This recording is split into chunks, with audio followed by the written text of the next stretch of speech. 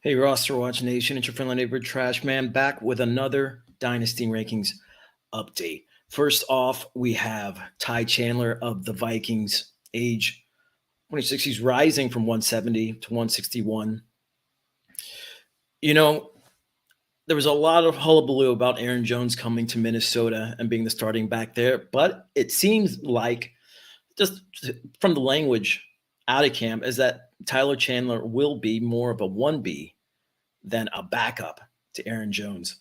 And his ADP isn't reflecting that. They have guys like Jerome Ford, who I think has a much more difficult path to relevancy, at least in fantasy, than someone like Chandler, who really is just contending with Aaron Jones. Aaron Jones, who is old, almost 30. I don't remember the last time he's played an actual full season in the NFL. So I feel like Ty Chandler has a really good chance of producing in fantasy this year for you. And so I raised him up in the rankings. I think he's a steal where you can get him right now. After that, we have Xavier Gibson of the Jets, an undrafted free agent last year. But a really good kick returner, one of the top kick returners, I think, and in total returns, actually. I've talked about Malachi Corley, the rookie for the Jets in the slot of this preseason, being a fantasy asset, but it actually seems like Gibson is going to get first crack at the slot in New York. I do think that Corley will work into that position for the Jets, throughout the season. But Gibson's going to get a shot.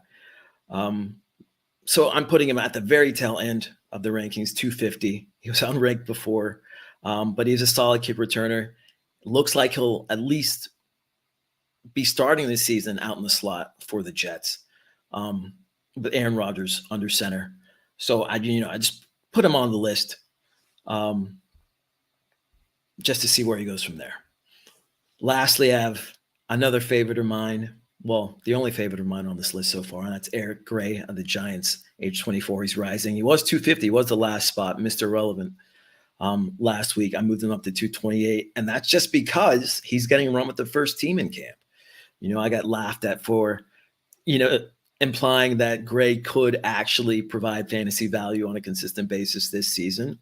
But Devin Singletary has never had more than 250 touches in a season.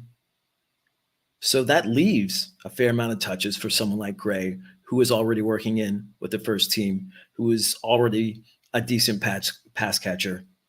I mean, Devin Singletary, he hasn't been consistently healthy throughout his career as a running back, and he's not a big back. Gray is bigger. He can do the same things that Singletary can do. He's a good pass catcher. And with the Giants probably playing from behind a lot this season, I think he's going to get a lot of garbage time work, in addition to the work he's already going to get as potentially a 1B, maybe a distant 1B to Singletary. So I raised him up, just because I think he's woefully underrated in fantasy circles going into the season. And so there you have it, the biggest movers this past week. It was a slow week. So there were no earth-shattering moves or movers, but there we have it.